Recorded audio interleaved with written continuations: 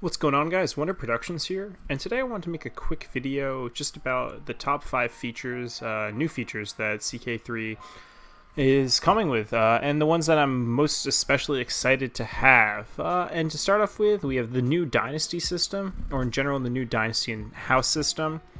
This mainly aligns with, unlike CK2, where you just have like a head of a house and that's it, and your character. Instead, CK3 will have heads of houses who gain renown, which is like dynasty points, which they can then spend on several important things, which can include adding legacies of a dynasty, which is almost similar to how over time you gain more prestige based on how old your dynasty is, except you can get different benefits or buffs.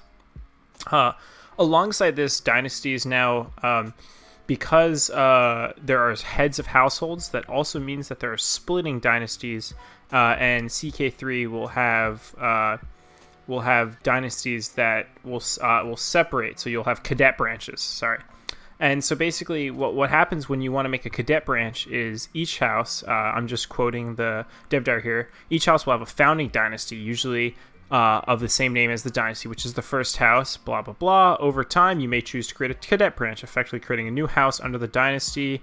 Cadet branch makes characters, creating it head house. And basically, over time, they can go back and forth with the old house head. And they can compete. So it's an interesting new mechanic where not only is it just like you just have like the head of the household, now like if you're a separate brother or a separate ruler from the same dynasty, you can make a cadet branch compete with the head of the house almost for control itself, which in turn, because the head of the household or the head of the whole family controls a large portion of power in the dynasty, these two households can eventually compete for control of the dynasty. Second is a feature I'm really excited for, and that's change to lifestyle and the introduction of skill trees. I'm going to link all the dev diaries below. Alongside, Paradox has made multiple videos about this, but the change to lifestyle skill trees really reminds me of something like Skyrim, even though it's a completely different game, where you have this set, well, not a set, but you have the skill tree you can go down for specific things to basically customize and mold the character the way you want to. So this is way different from how CK2 system worked, where you just chose a few lifestyles and that's it. And of course, they'll still have the Guardian system, but now not only do you have these lifestyle focuses such as diplomacy, martial, stewardship, etc., but you can follow the skill tree over time to develop your character and mold them, which is really important because it really affects the focuses and the how you can really roleplay your character. And I think it's going to be very interesting to see how this turns out. The next one is the new map mode / new, just the map in general. The map has been transformed from where when you click on a province, you see all your counties, not all your counties, under a county, you see all your baronies. Instead, now they've transformed it where you can see baronies on the map if you zoom in closer, and you can see little holdings on the map. Not only this, but they've also added development, a whole bunch of other systems to make you really understand how valuable and important your counties are. Alongside this, they've also added a few other map modes, like a realm map mode, and etc. And so de jure, face, cultures, this is just off the dev diary, houses, counties, terrain, government, development, just a whole bunch of nice map modes that really make the game not only add to this 3D beauty of the new engine, but also let you really appreciate the new features of the game. And alongside a new feature, the fourth one would be religion and faith, and the new religious features. That includes that, just a quote from the dev diary here. It's crazy that there are 99 different faiths in CK3, all of which are fully playable. And this is double the amount that came after the release of Jade Dragon in CK2.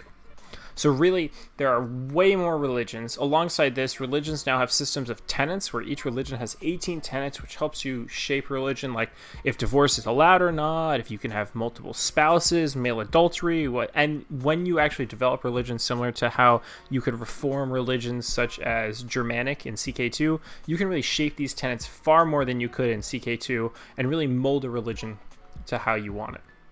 And the final feature of the top 5 features I'm most excited for personally, this is just a short video, is the new vassal system, especially these feudal contracts and laws you can negotiate with your vassals. So feudal contracts are basically you negotiate a certain set amount of, like, whether levy or income tax you get from your vassals, and then basically you can use certain things to offer them to get them to have higher or lower